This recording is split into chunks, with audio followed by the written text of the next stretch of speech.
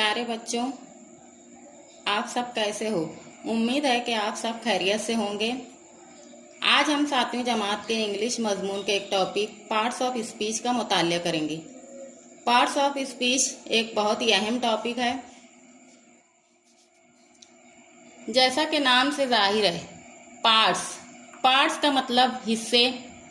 Of के मानी है का, की, के या को। स्पीच यानी गुफ्तगू या बातचीत। गुफ्तगू या बातचीत के हिस्से। पार्ट्स ऑफ स्पीच मीन्स गुफ्तगू या बातचीत के हिस्से। जब हम बात करते हैं, कोई सेंटेंस या जुमला मुंह से निकालते हैं, तो उस एक सेंटेंस में कई वर्ड्स होते हैं। इन वर्ड्स को क्या कहते हैं, इसके बारे में आज हम जानकारी हासिल करेंगे। मिसाल के तौर पर ये एक जुमला, जैसे मैं तुम्हें इंग्लिश पढ़ा रही हूँ। इस एक सेंटेंस में कितने वर्ड्स हैं? 1, 2, 3, 4, 5, 6। तो इन वर्ड्स को क्या कहते हैं, इसके बारे में हम आज पढ़ेंगे। There are 8 parts of speech in English language. English जुबान में पार्ट्स ऑफ स्पीच गुफ्तगू के हिस्से 8 हैं। They are noun, verb, adjective, adverb, pronoun, preposition, conjunction, interjection. Noun यानी इस्म, वर्ब का मतलब होता है फेल या काम, एडजेक्टिव यानी सिफत, किसी भी चीज की खूबी या खामी। एडवर्ब का मतलब है मुतालिक फेल। प्रोनाउन मीन्स ज़मीर। प्रीपोजिशन मतलब हर्फ जार। कंजंक्शन मतलब हर्फ अत्फ। इंटरजेक्शन यानी हुरूफ फिजाइया या हर्फ फिजाइया। Noun is a part of speech that names a person, place, things or ideas. For example, house, teacher, book, shop, city, etc. किसी शख्स, जगह, चीज के नाम को इस्म कहते हैं। किसी शख्स, जगह या चीज के नाम को इस्म कहते हैं। मसलन घर, उस्ताद, किताब, दुकान, शहर वगैरह। Example, my father is a very nice person.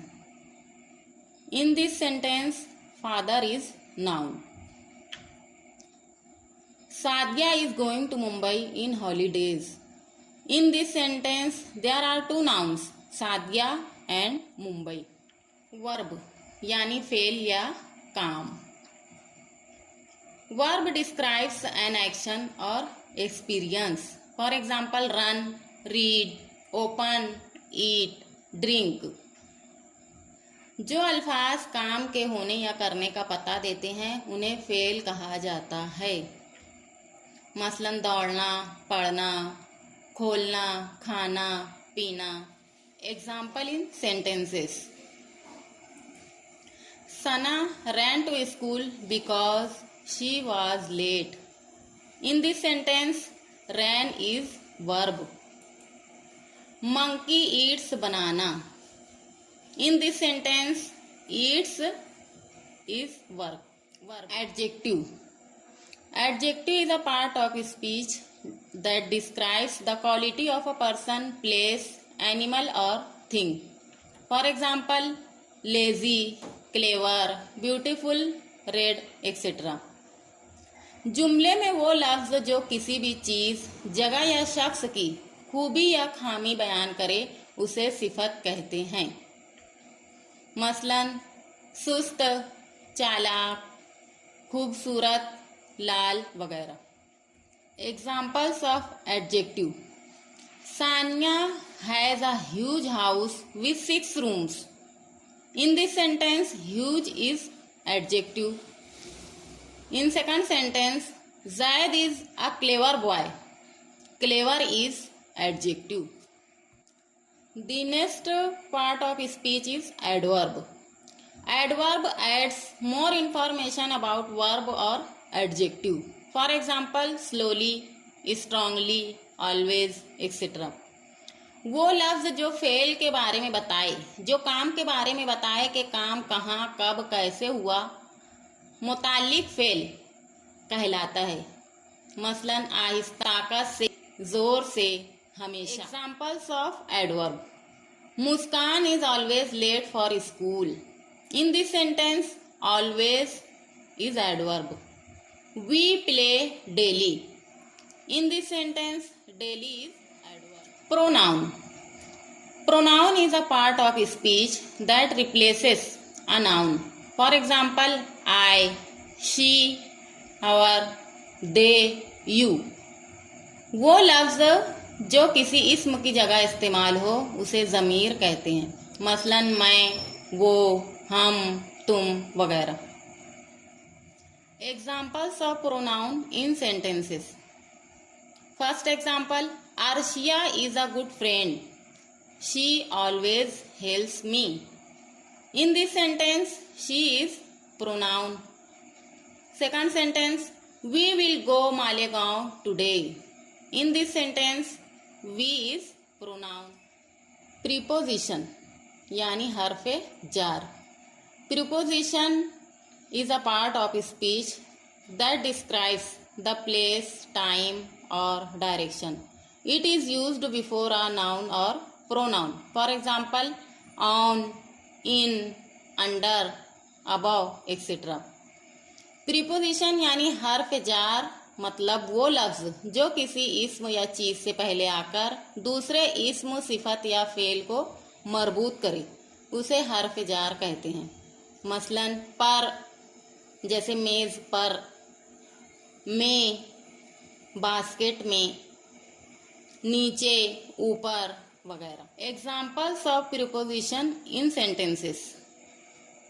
The book is on the table.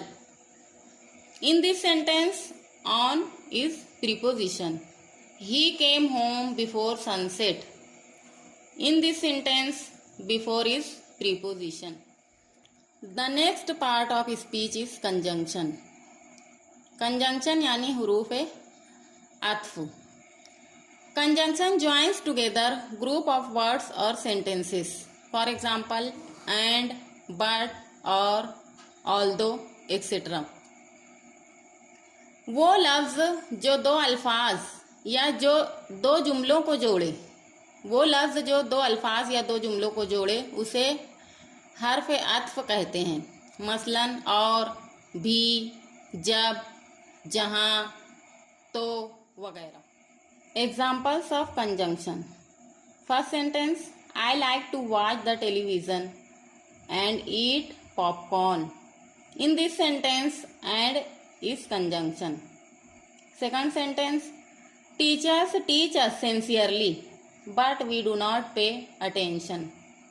In this sentence, but is conjunction.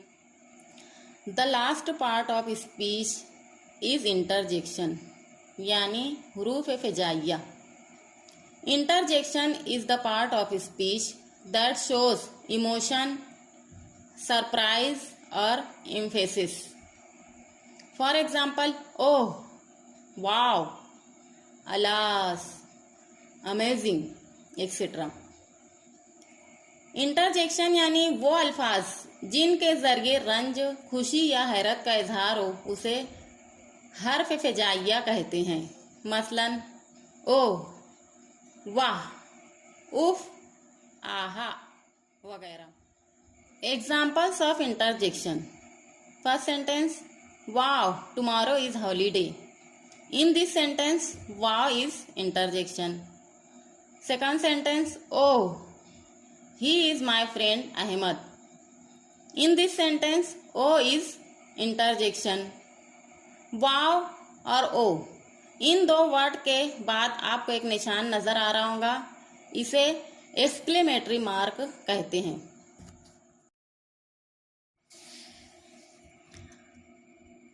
प्यारे बच्चों, इस पैराग्राफ में पार्ट्स ऑफ स्पीच को मुख्तलिफ रंगों के जरिए जाहिर किया गया है। कौन सा रंग, कौन से रंग के वर्ड कौन से पार्ट्स ऑफ स्पीच को जाहिर कर रहे हैं, बताइए।